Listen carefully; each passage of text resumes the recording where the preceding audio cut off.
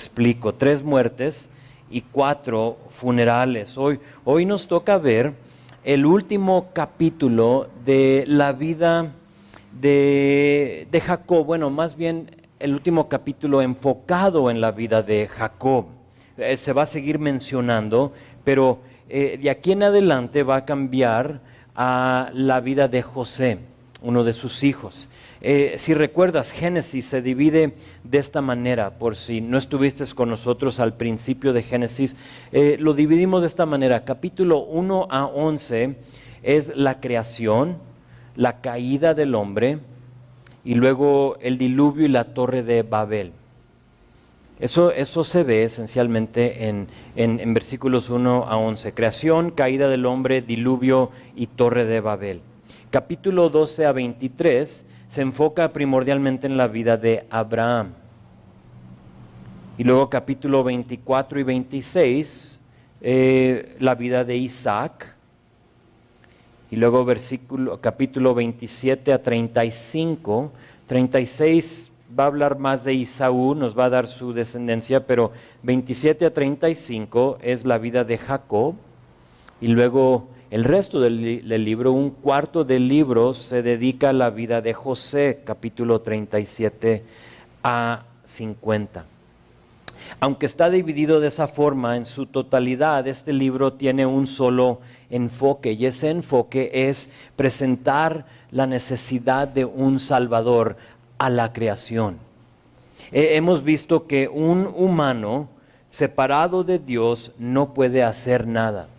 Y por eso tenemos estos personajes en la Biblia. Tenemos desde Adán y Eva y luego Abraham, Noé. Todos los que hemos visto tienen algo en común, que separados de Dios no pudieron hacer nada.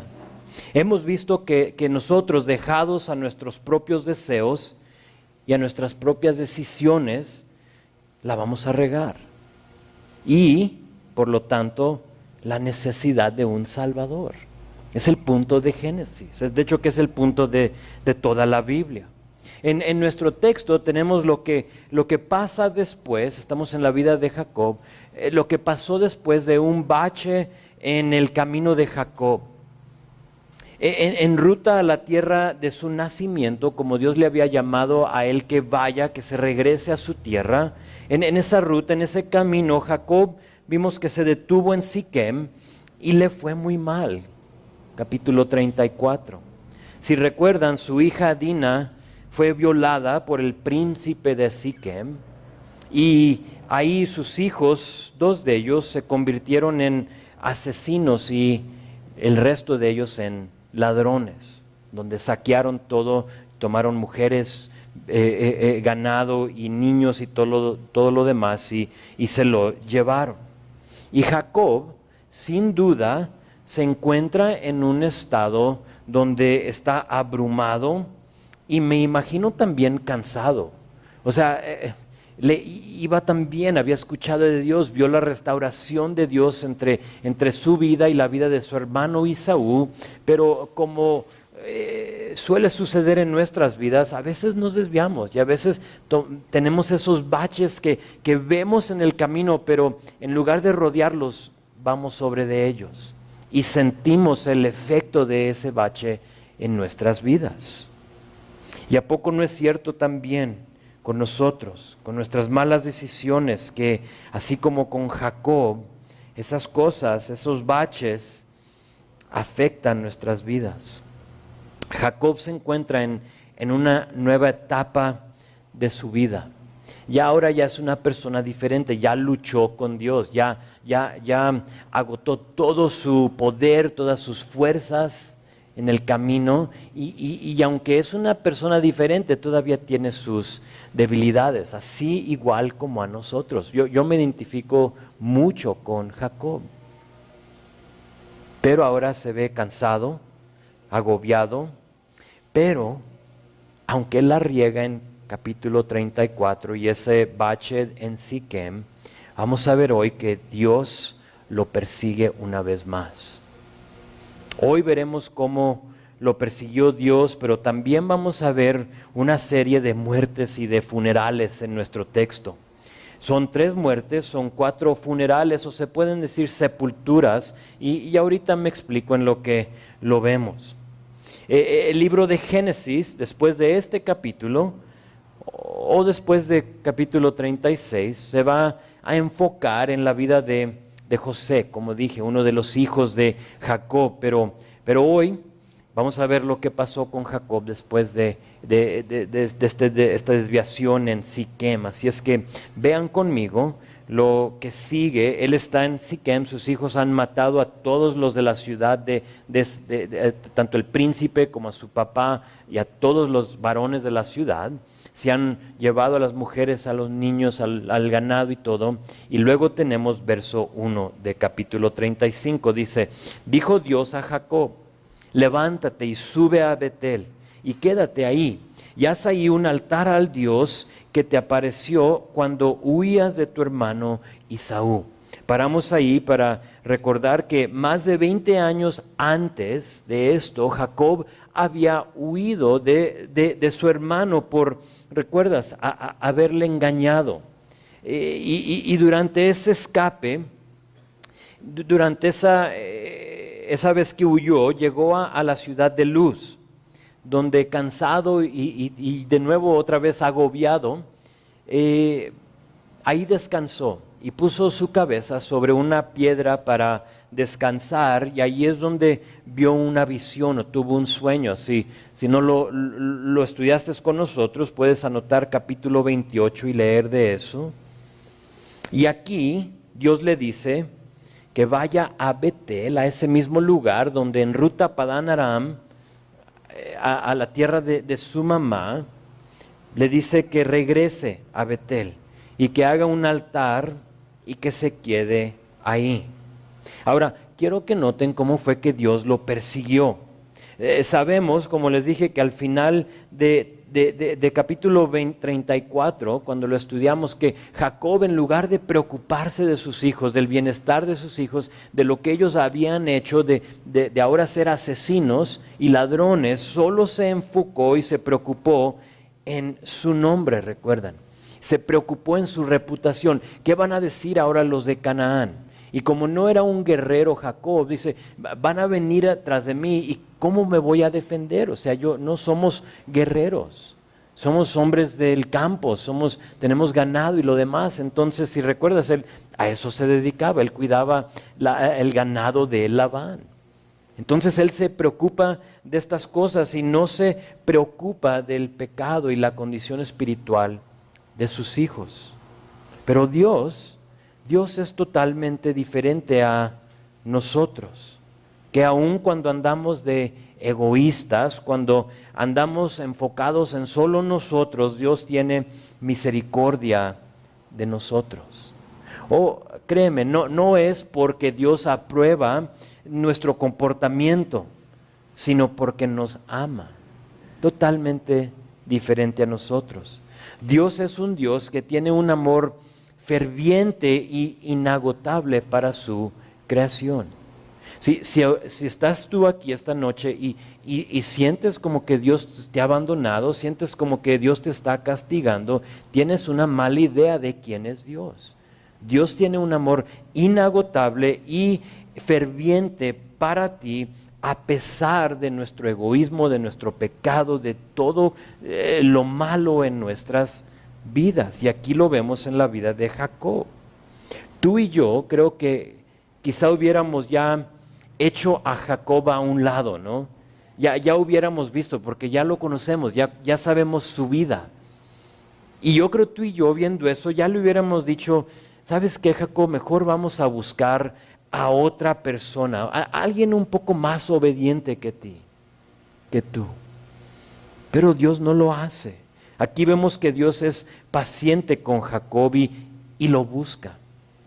Y le dice, Jacob, levántate y sube a Betel. Y no nomás súbete, ve a Betel, sino que edifica un altar. Ahora verso 2 a 4, Jacob ya tiene dirección y propósito, ve a Betel, edifica un altar, solo que necesitamos saber algo. Antes de edificar un altar, uno tiene que poner en orden ciertas cosas. que normalmente nosotros no pensamos en. Fíjate lo que le dice. Entonces Jacob, verso 2, dijo a su familia y a todos los que con él estaban: quitad los dioses ajenos que hay entre vosotros y limpiaos y mudad vuestros vestidos. Y levantémonos y subamos a Betel y haré ahí altar al Dios que me respondió en el día de mi angustia y ha estado conmigo en el camino que he andado. Él reconoce que Dios ha estado con él desde el principio.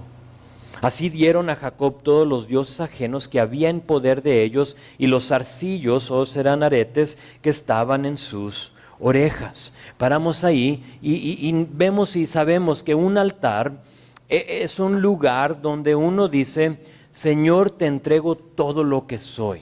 Cuando tú edificas algo así, estamos hablando simbólicamente, no de los altares que vemos alrededor de nuestra ciudad, ¿no?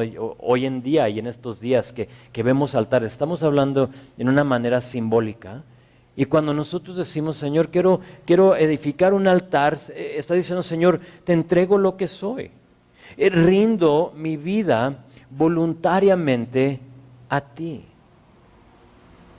Así es que es obvio que uno no puede edificar un altar con un corazón dividido. Es imposible hacerlo, me explico. Son tres cosas que Jacob va a exigirle a su familia antes de edificar este altar. Nota el orden, es antes. Todo esto tiene que suceder antes de que él diga: bueno, lo vamos a edificar. Nota primero, en versículo 2, dice: quitad los dioses ajenos que hay entre vosotros, limpiaos y mudad vuestros vestidos. Quiero ver cada una de esas cosas individualmente. Primero les dice: quiten los dioses ajenos que hay entre vosotros. Sabemos que mínimo Raquel tenía dioses ajenos. Si recuerdas, en capítulo 31, ahí por versículo 19, Raquel se robó los dioses ¿de quién? De su papá, de Labán, ¿verdad? Y parece ser que aparte de ella, mientras ellos pasaron tiempo en Sucot y en Siquem, las dos ciudades antes de llegar a donde están ahorita, que los demás también adquirieron dioses y ídolos. Porque les dice a todos, no le está diciendo a Raquel que dame los dioses que tienes, sino que todos, o sea, se dirigió al pueblo, ¿no? Y les dice a todos que quiten los dioses ajenos que hay entre ellos. Ahora, yo soy de la opinión, mi opinión, que le abrimos la puerta a los dioses ajenos cuando obedecemos parcialmente al Señor. Cuando estamos en un pie en el mundo y un pie con el Señor. Parece ser que durante estos años de obediencia parcial de Jacob, su familia le entregó sus corazones a otros dioses y no al único Dios. No lo dice, no lo resalta en capítulo 38, en lo que vemos el tiempo que pasó en Sucot y en Siquem, pero aquí es obvio porque Jacob les está diciendo que entreguen y que quiten estos dioses ajenos que hay entre ellos. Hoy no tenemos los mismos dioses porque a lo mejor dices: pues yo no tengo amuletos y yo no tengo figuras en mi casa y yo no tengo ese tipo de Dios y quizás no tenemos los mismos dioses que ellos, pero ¿sabes? Algunos adoran a la diosa del sexo, Afrodita. Y no tienes que tener ahí tu altar, y no tienes que tener ahí tu figurita de Afrodita, pero adoras al sexo. Y por lo tanto te encuentras involucrado en pornografía, te encuentras en una vida pervertida, te encuentras haciendo cosas que no debes, y aunque dices: pues no tengo una figurita, estás adorando a ese Dios. O hay otros que adoran al dios Bacchus, el dios del vino. Dicen: es que yo no tengo ese Dios, pero bien se encuentran encadenados por el vino y por lo tanto adorando al dios Bacchus. Y todavía otros se encuentran adorando el dios del deporte. Sí, toqué eso. Quizá el dios del deporte o de la gloria o la fama. ¿Sabes cómo se llaman? Nike. ¿Sabías que ese era un dios? Nosotros los conocemos como zapatos, ¿no? Ahora, no tienes que ir a vender todos tus Nikes, no es nada malo. Por favor, todos los tenemos. Y no estamos hablando de eso. Era Nike o Victoria también, era el dios romano del deporte. Y aunque no tenemos los mismos dioses, tenemos dioses en nuestras vidas. Y la primera cosa que tenemos que hacer antes de edificar un altar es eliminar todo lo ajeno en nuestras vidas. Que hago la pregunta, ¿hay algo en tu vida que divide tu corazón? Y solo toqué tres cosas. Y ahora no vayas a pensar, pues no mencionó lo mío, entonces a lo mejor no es Dios. Quise ofender a todos, pero no pude. Estuviéramos aquí toda la noche hablando de los diferentes dioses que permitimos que entren a nuestro ser. Pero si hay algo en tu vida que divide tu corazón, que te prohíbe edificar un altar, elimínalo.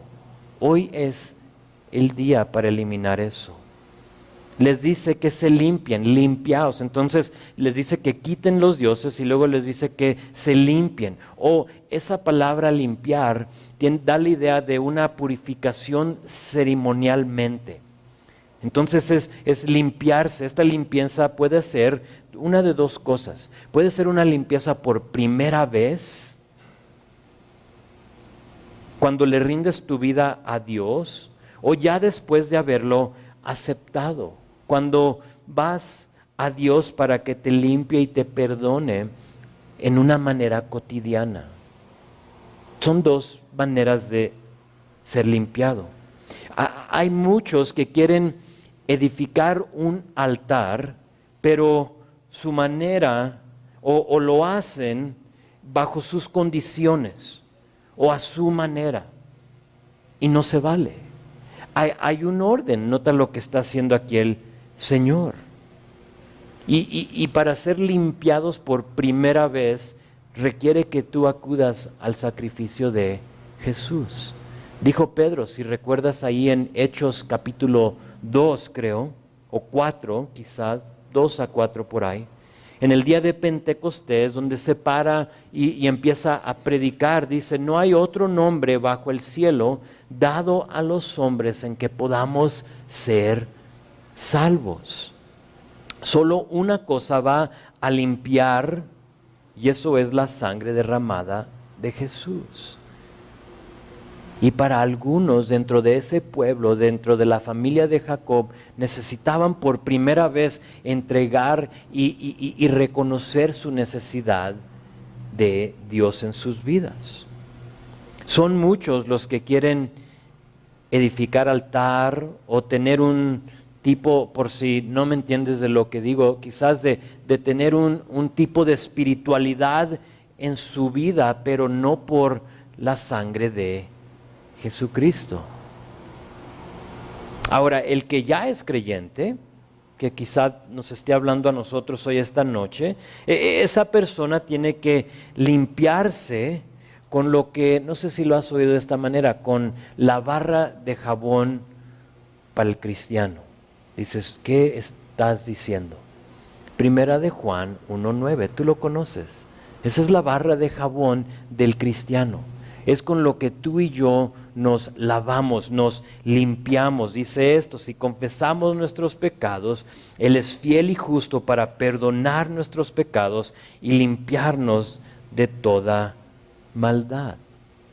Es tú tomar esa barra de jabón, memorizarte el versículo y en una manera cotidiana, quizás varias veces al día, limpiar tu vida. Es imposible edificar un altar con un corazón sucio, con una conciencia sucia.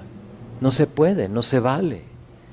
Dios nos ha dado la manera de limpiarnos, Pero mi pregunta es, ¿has rendido cuentas con Dios o te encuentras edificando con un corazón sucio? Tratando de hacer cosas, de vivir una vida espiritual, pero con un corazón que no ha pedido perdón. Pide perdón. Jacob les dice, eliminen sus ídolos, purifíquense o límpiense, y luego les dice una última cosa, les dice, mudad vuestros vestidos. Entonces, primero, eliminar esas cosas que nos dividen el corazón. Y luego, en una manera, si es tu primera vez, es rendir tu vida al Señor. Si tú ya lo hiciste, entonces es rendir cuentas con Él, es en una manera constante pedirle al Señor que te perdone, porque ¿a poco no es cierto que nos manchamos, nos tachamos? ¿Recuerdas cuando Jesús le está lavando los pies a los discípulos? Y llega a Pedro, oh Pedro, amamos a Pedro, y Pedro le dice, lávame todo el cuerpo. ¿Recuerdan? Y Jesús le dice, es que no es necesario, tú ya estás limpio. Ah, pero tus pies sí. Esos sí necesitan ser lavados. ¿Por qué? Porque en lo que caminamos en este mundo, ¿qué pasa? Nos ensuciamos. Nos tropieza el pecado, dice Hebreos 12.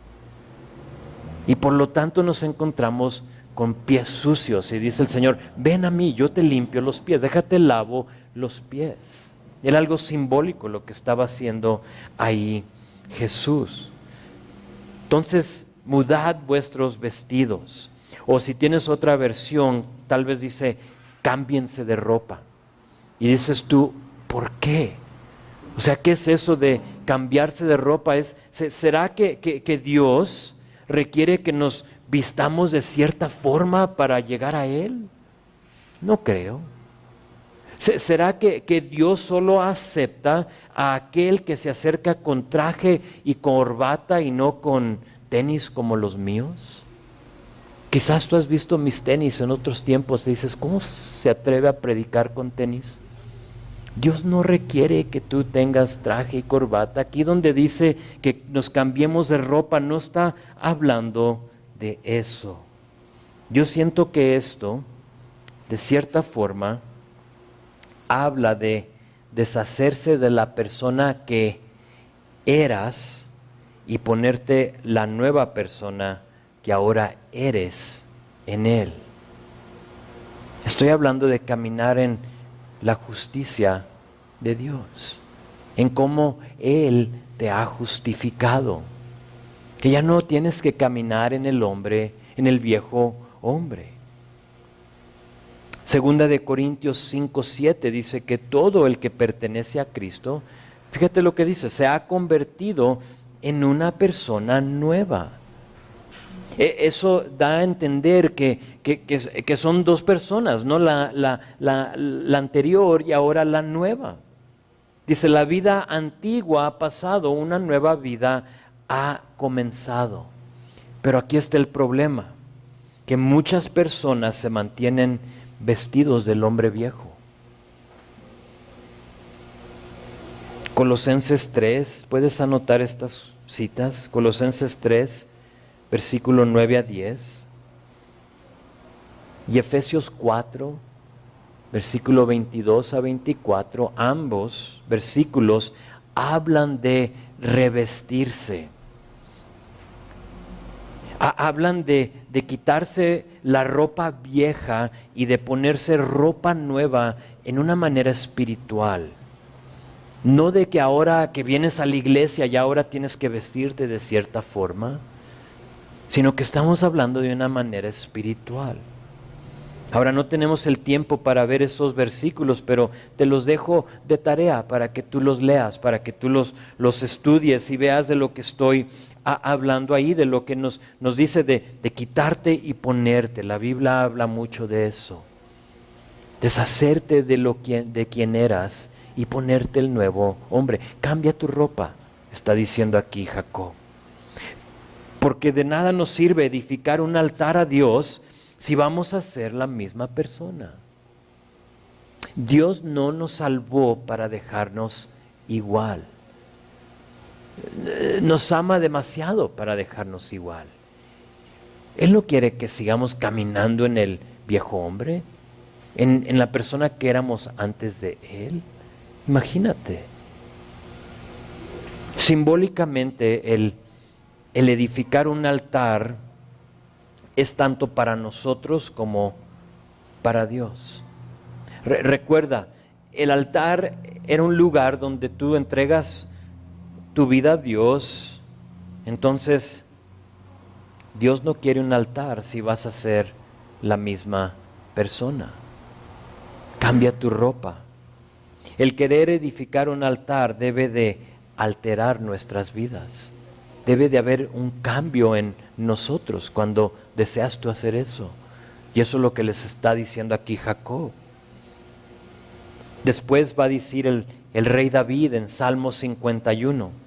Fíjate, dice, no quieres sacrificio o holocausto, que yo los daría. Dice, los sacrificios de Dios son el espíritu quebrantado y corazón contrito y humillado. Esas cosas no despreciarás tú, oh Dios. ¿Ves cómo el edificar un altar no es tanto para Dios, sino que es también para ti, para que haya un cambio en tu vida? Porque para Dios, realmente Él no quiere que tú le vengas y le ofrezcas ofrendas de libación, como lo vamos a ver, o del grano, de lo que sea. Él dice, si tú lo quisieras, entonces yo ya los hubiera dado, pero Dios quiere algo, quiere el cambio en nosotros. Quiere un corazón quebrantado, un corazón contrito y humillado, porque esas cosas Dios no va a despreciar. Hay cosas en tu vida que te identifican con el viejo hombre. Hay cosas que tú puedes ver que dices, híjole, desde que acepté al Señor veo que todavía sigo haciendo las mismas cosas. Te animo a que cambies de ropa. Ponte una nueva vestidura. Ve, compra ropa nueva espiritualmente. Estoy hablando en la palabra. Pero basta decir que aquí Pablo les dice que se cambien. Les dice que se limpien y que eliminen los dioses ajenos. Y la gente está de acuerdo con él. Y le traen los dioses, les traen los aretes, amuletos, todo lo que ellos tenían, las figuritas de los dioses, y se lo presentan a Jacob. Pero vean lo que él hace con ellos, el resto de verso 4. Y Jacob los escondió debajo de una encina que estaba junto a Siquem. Que no te confunda esa palabra esconder, porque esconder da la idea de que los puedes ir a sacar, ¿no? Como que los voy a esconder aquí, pero al rato es como cuando escondes los cuernitos en la casa y dices, nomás voy a comerme uno, pero sabes dónde está, ¿no? Y al rato ya en la noche tú vas buscando los cuernitos, no se vale. Estamos hablando de enterrar. Esa palabra esconder es literalmente sepultar o enterrar. Se puede decir que Jacob sepultó lo que les estorbaba.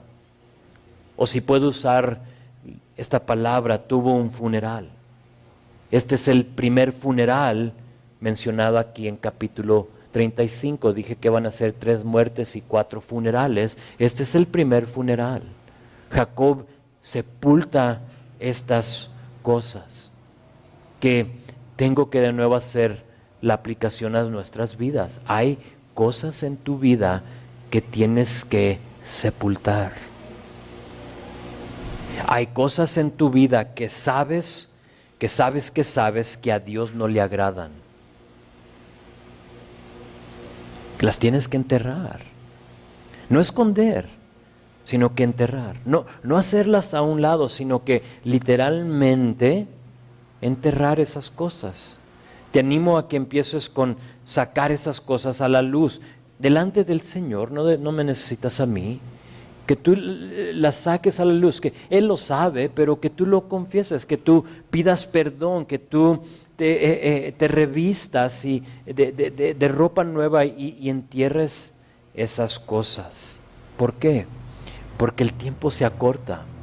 El tiempo se acorta. No sé si te diste cuenta lo que pasó ayer en Nueva York. Otra persona atropellando, tomó un vehículo y atropelló, creo mató a 8 personas. Y uno empieza a ver los dolores del parto que siguen aumentando y aumentando y aumentando. El tiempo se acorta y no tenemos tiempo para andar jugando con la vida. Entierra esas cosas. Ten un funeral de las cosas en tu vida que no agradan a Dios. Ahora, cuando obedecemos, porque vemos que el pueblo ha obedecido, nadie dijo, no, yo me quedo con mis dioses. Yo quiero esto, sino que vimos que el pueblo obedece, el pueblo dice, bueno, aquí están las cosas. Y cuando tú y yo obedecemos a Dios, cuando tú y yo probamos a Dios en esta área donde decimos, Señor, no entiendo, pero voy a darte estas cosas.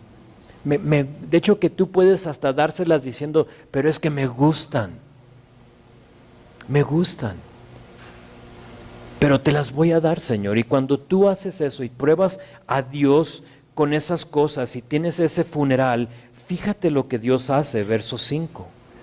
Salieron después de este funeral y el terror de Dios estuvo sobre las ciudades que había en sus alrededores y no persiguieron a los hijos de Jacob.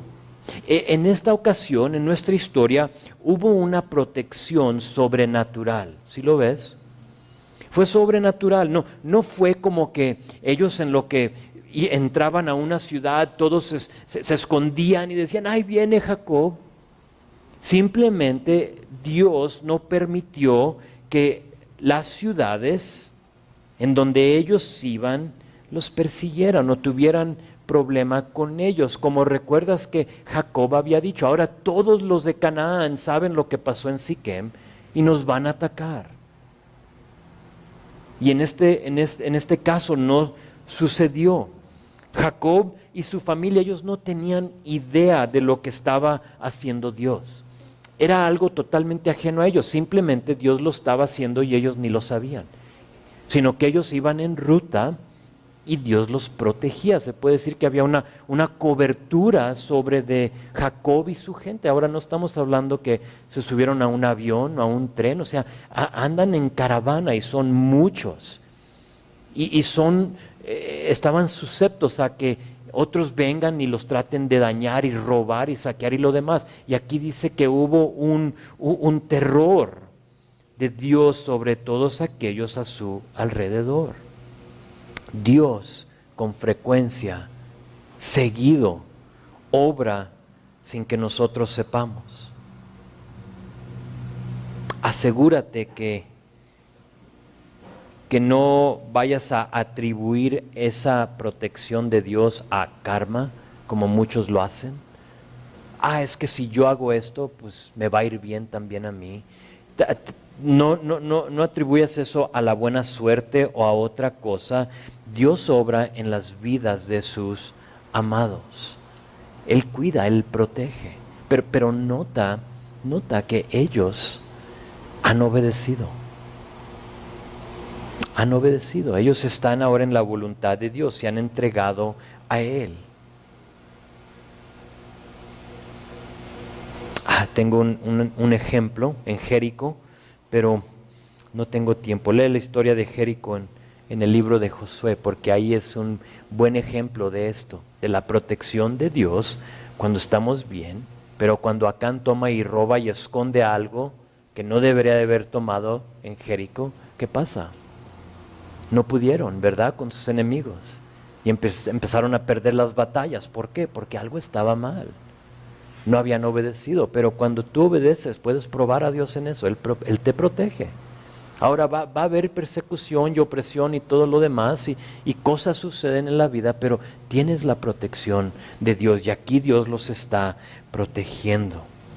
Aquí tenemos a Jacob obedeciendo, su familia sometida a él y van rumbo a Betel, la casa de Dios, verso 6.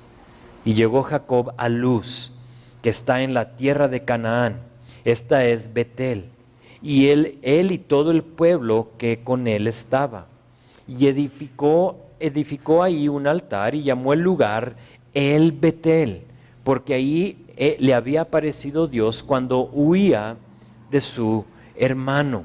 Ahora, esto es súper importante.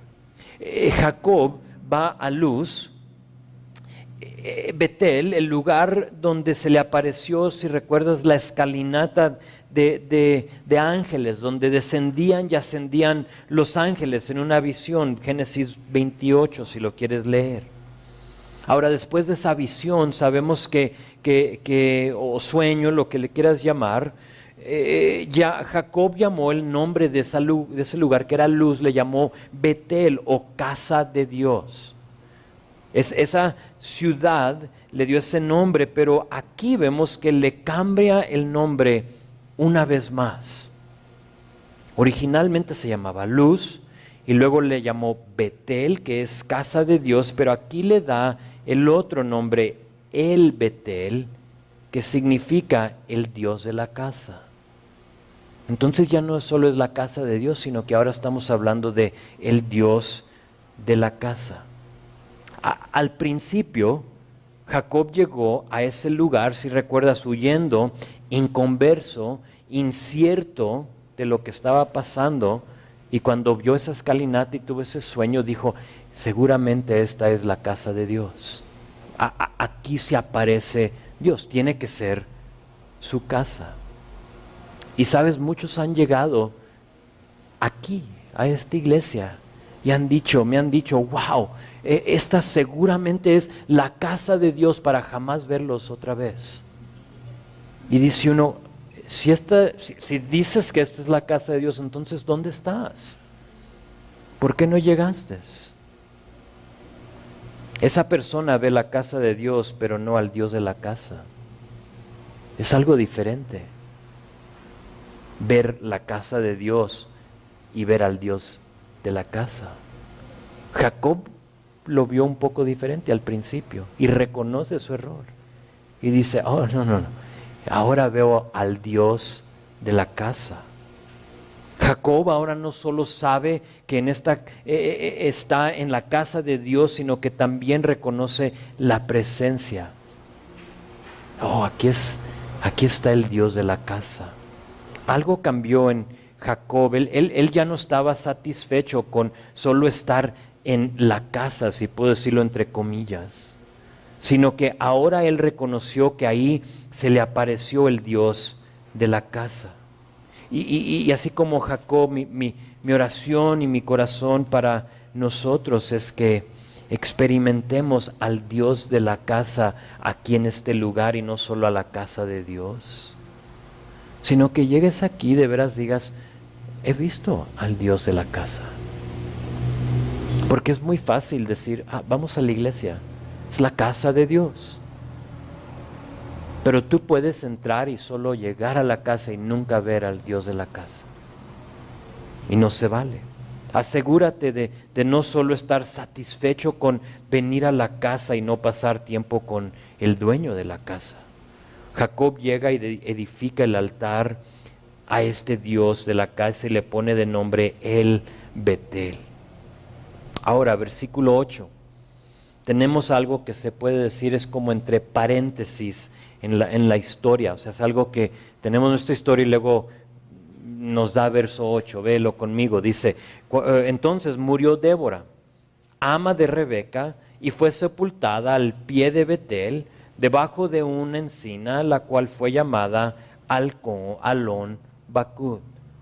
Cuando Abraham, estamos regresando muy atrás, Génesis 24, cuando él manda traerle a su hijo Isaac, recuerdas, el papá de Jacob, a una esposa, y manda a traerle a una esposa. Vimos que no solo le trajeron a Rebeca, sino que también con ella vino su nodriza. En Génesis 24 no nos da su nombre, pero aquí lo tenemos. Aquí nos damos cuenta que la nodriza se llamaba Débora, y sin duda ella fue la que crió a Jacob y a Esaú. Ella fue la que estaba ahí. Ahora no la tenemos mencionada, solo aquí. Evidentemente, en un tiempo ella se sumó a la casa de Jacob, al grupo de Jacob, no nos dice cómo, pero está aquí con ellos. Y vemos que aquí murió y fue sepultada. Esto viene siendo la primera muerte aquí en capítulo 35 y el segundo funeral.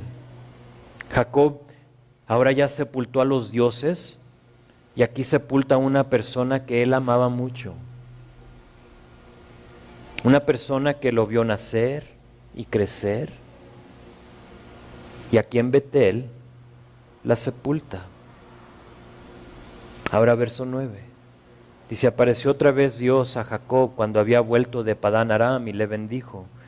Y le dijo Dios, tu nombre es Jacob, no se llamará más tu nombre Jacob, sino Israel será tu nombre. Y llamó su nombre Israel. Esto ya había sucedido cuando Jacob luchó con el ángel, pero aquí le confirma y le recuerda de quién es ahora. Israel, el nombre Israel significa Dios prevalece o un príncipe de Dios, vimos. Y vemos aquí, le recuerda a Dios a Jacob, tú ya no eres el suplantador, que es lo que significa Jacob. Tú ya no eres el que va a agarrar del calcañar a tu hermano, sino que ahora eres príncipe de Dios, eres Israel, es su nombre. Verso 11, también le dijo Dios, yo soy el Dios omnipotente, crece y multiplícate. Una nación y conjunto de naciones procederán de ti y reyes saldrán de tus lomos. Verso 12, y la tierra que ha dado a Abraham y a Isaac la daré a ti, y a tu descendencia después de ti daré la tierra. Y se fue de él Dios del lugar en donde había hablado con él. Y Jacob erigió una señal en el lugar donde había hablado con él, una señal de piedra, y derramó sobre ella libación y echó sobre ella aceite. Y llamó Jacob el nombre de aquel lugar donde Dios había hablado con él, Betel, casa de Dios. Dios le recuerda de la vigencia de la promesa dada a su abuelo y a su padre. Esta es la promesa. Jacob no tiene que ver nada contigo. Esta promesa no es por tu fidelidad, no es por tu justicia, no es por quien eres, no es por haberme obedecido, sino que esta promesa va mucho más allá que tú. Yo se la prometí a tu abuelo, se la prometía a tu padre y es vigente.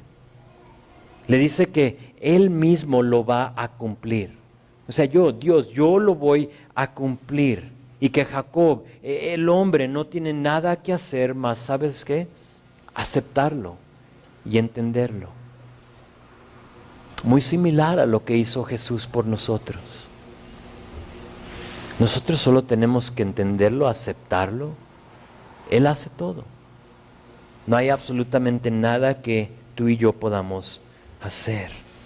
Aquí tenemos otra primera mención en la Biblia, verso 14 nos dice que Jacob derramó libación. Esa es la primera mención de esta ofrenda, de este tipo de ofrendas. Derramó esta libación sobre la piedra. Hasta este punto no hemos visto eso. Pero ahora quiero que notes esto. Quiero que notes que esto es pre-ley. O sea, la ley todavía no se da. Esta ofrenda, esto es lo que está haciendo aquí Jacob, es pre-ley. La ofrenda de libación no será instituida hasta el libro de Números. Pero aquí Jacob, no se pierdan esto, voluntariamente ofrenda a Dios. Voluntariamente, nadie se lo pidió, sino que él es pre-ley, o sea, no se había dado todavía. No se había mencionado, sino que él voluntariamente dice, voy a ofrendar esto y voy a derramar este aceite, esta libación. Lo resalto porque Jacob vivió antes de la ley y nosotros vivimos después de la ley, pero el concepto es el mismo, no te lo pierdas. Dios desea que seamos dadores, aquellos que voluntariamente lo ofrecemos a Dios aparte de la ley. No tiene que ver con la ley. sino que esto se dio voluntariamente antes y nosotros después de la ley debemos de ser dadores voluntariamente, gozosos. Y no estoy hablando económicamente, no estoy pidiendo que agarres tu cartera y la abras y tu bolsa y no te estoy diciendo eso, sino que puedes ser dador o no dador en muchas áreas de tu vida. Tu tiempo, sí, tus finanzas, puede ser tu talento. Puede ser que tú estés aquí y tu talento lo estás guardando, estás sentado sobre de él y no lo voy a usar. Y no lo voy a usar. Y por lo tanto no eres una persona dadora. Jacob ofrenda, fíjate de esto, no para ser protegido o bendecido. Eso ya es un dicho. Dios ya lo hizo, ¿no? Ya vimos que lo protegió. No lo está haciendo para que Dios lo bendiga, como muchos predican. No, sí, tú da tu ofrenda y verás lo que Dios va a hacer en tu vida. Dios lo va a hacer a pesar de tu ofrenda. Dios no lo necesita. Dios quiere tu corazón. Sino que aquí Jacob ofrenda de agradecimiento a Dios. Te agradezco, Dios, por lo que has hecho en mi vida. Recuerda eso, asegúrate que no malentiendas lo que es ser un dador. Toma el ejemplo de Jacob. Uno no da para ser bendecido, sino que uno da porque es bendecido. Amén. Es una gran diferencia, pero muchas veces en la iglesia lo tenemos al revés. Y él da, entonces él derrama esta libación y no voy a terminar, híjole, ok. Y verso 16, la segunda muerte y el tercer funeral, véanlo conmigo. Después partieron de Betel y había aún como media legua de tierra para llegar a Efrata, cuando dio a luz Raquel y hubo trabajo en su parto. Y aconteció como había trabajo en su parto, que le dijo la partera, no temas, que también tendrás este hijo. Y aconteció que al salirse el alma, pues murió, dice, llamó su nombre Benoni, que Benoni es hijo de mi dolor. Mas su padre, Jacob, lo llamó Benjamín, y Benjamín es hijo de mi mano derecha. Y así murió Raquel y fue sepultada en el camino de Efrata, la cual es Belén. Y levantó Jacob un pilar sobre su sepultura. Esta es la señal de la sepultura de Raquel hasta hoy. Y salió Israel y plantó su tienda más allá de Migdal Edar. Dani, si me pones el mapa, por favor. Migdal significa torre, entonces estamos hablando de la torre de Edar, que es Belén. Vemos ahí al norte tienes a Siquem, ahí es donde empezó. Y luego bajó a Betel, ve a Betel, y en su camino a la tierra prometida donde estaba su papá va a estar más abajo, llega ahí a Belén, a la área de Jerusalén, ahí en Israel, y allí es donde se encuentra ahora, y allí es donde da luz Raquel a Benjamín. Jacob, obedeciendo, acercándose a donde Dios le había dicho que fuera, experimenta primero la pérdida de Débora, la mujer que lo crió, y ahora de su esposa Raquel. Raquel le da luz a su último hijo y así tenemos los 12 varones que forman las 12 tribus de Israel. No sabemos la edad exacta de Raquel, pero sí sabemos que si era de la edad de Jacob, entonces tendría unos 120 años. Muchos creen que era mucho más joven que Jacob, entonces no sabemos. Y si era más joven, quizá tenía Raquel 90 años, 100 años, algo por ahí.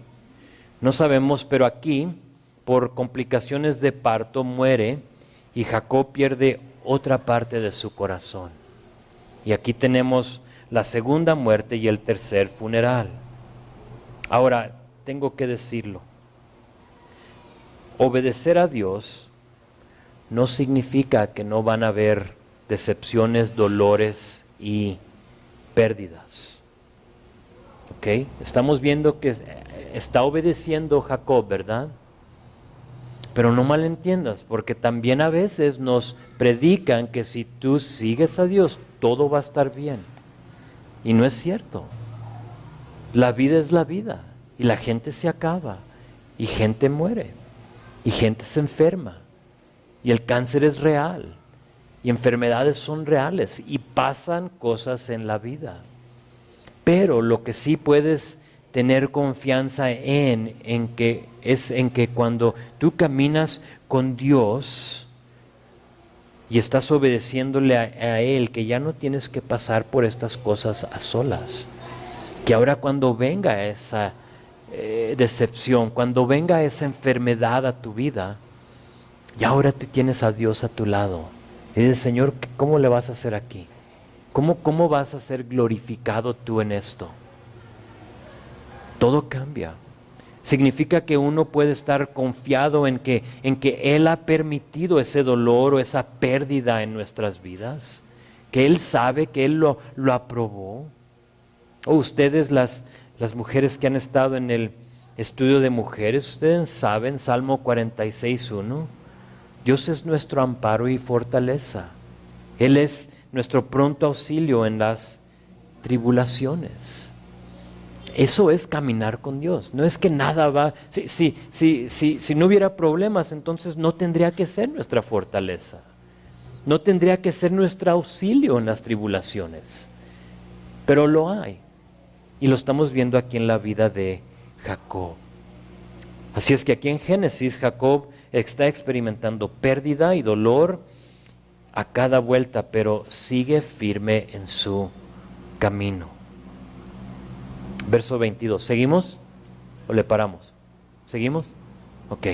Aconteció que cuando moraba Israel en aquella tierra, fue Rubén y durmió con Bilha, la concubina de su padre, lo cual llegó a saber Israel. Y a lo mejor este es como otro paréntesis en nuestra historia y a lo mejor preguntas, ¿por qué está esto aquí?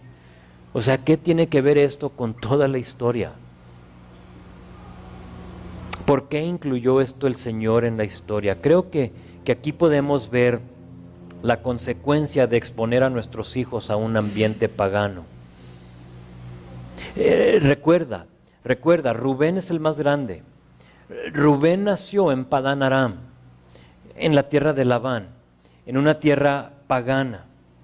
Fue criado en medio de un ambiente perverso y por lo tanto, ¿sabes lo que está haciendo? Está emulando, o se puede decir imitando, lo que vio. Que para nosotros lo que puedo aplicar a nuestras vidas es que tengamos ojo a lo que permitimos entrar a nuestra casa por medio de el televisor, por medio de la computadora, por medio de los teléfonos, porque sabes, hoy en día no tenemos que ir a Padán Aram, sino que Padán Aram viene a nosotros, ¿a poco no? O sea, está todo a nuestro alrededor. Entonces, para nosotros, ¿qué podemos aplicar?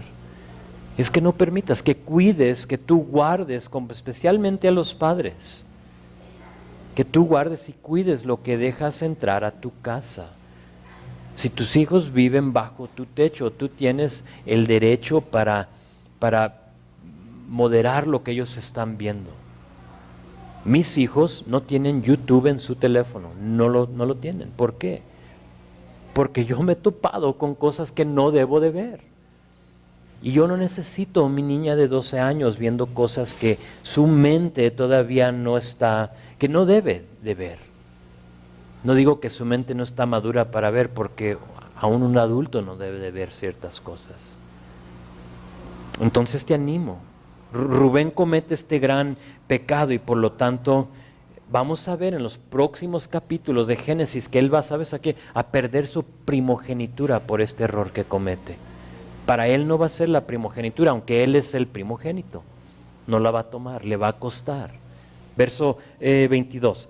Ahora bien, los hijos de Israel fueron 12. Aquí solamente nos los va a dar, no los voy a leer, pero de verso 23 a 26 nos enumera los nombres de los hijos de Jacob, las 12 tribus de él, y luego verso 27 a 29 terminamos con la última muerte y el funeral. Véanlo conmigo. Después vino Jacob a Isaac, su padre, a Mamre, y a la ciudad de Arba, que es Hebrón, donde habitaron Abraham e Isaac. Entonces ya llegó a donde debe.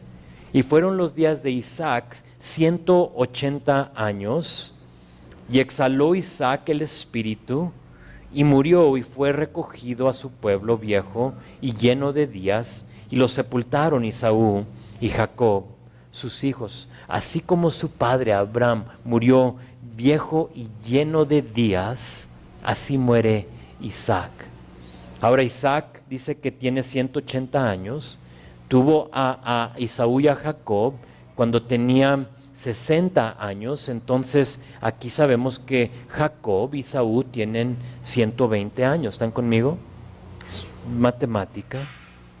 Y en estos versos vemos la tercera muerte y el cuarto funeral. Isaac muere a la edad de 180 años. ¡Wow! Una vida llena, ¿no? Completa. 120 años. Jacob y Esaú a los 120 años de edad se juntan como familia, ya que están restaurados entre ellos mismos, y sepultan a su padre. Rebeca, la madre de ellos, ya había muerto, y ahora estos varones se quedan sin padres. No sé si recuerdas cuando Rebeca le dice a Jacob que huya. Le dijo, y pronto nos veremos, o sea, iré y pediré por ti. No lo logró ver jamás. Ni ella no pudo ver a su hijo, ni él a su madre. Rebeca ya había muerto. Ahora vamos a terminar ahí por hoy. Y solo quiero resaltar que ya hemos visto la vida de Abraham, ya hemos visto la vida de Isaac, y ya por hoy, por capítulo 35, ya hemos visto la mayoría de la vida de Jacob o Israel, su nombre nuevo, Israel. No sé si ven el patrón. El ser humano tiene un principio y un fin. Un principio y un fin. Tus días los tiene contados Dios. Él sabe cuántos días te quedan. Cada uno nace y muere, pero hay algo que ha permanecido todos estos años, y esa es la promesa de Dios.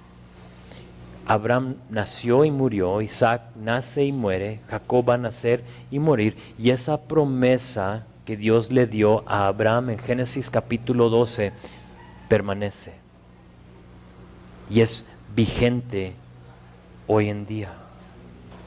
A cada uno de ellos Dios les ha prometido, y a cada uno de ellos Dios les ha recordado de esa promesa.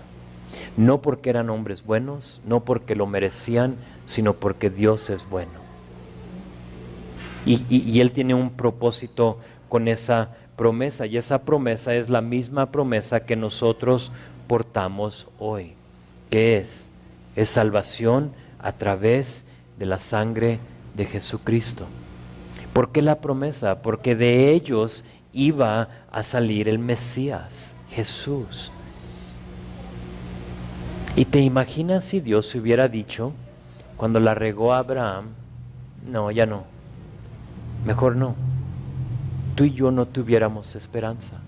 O cuando Isaac la regó, o cuando Jacob, o cuando el rey David, o cuando el resto de ese linaje la riega, que Dios se hubiera arrepentido, se dice, no, mejor no.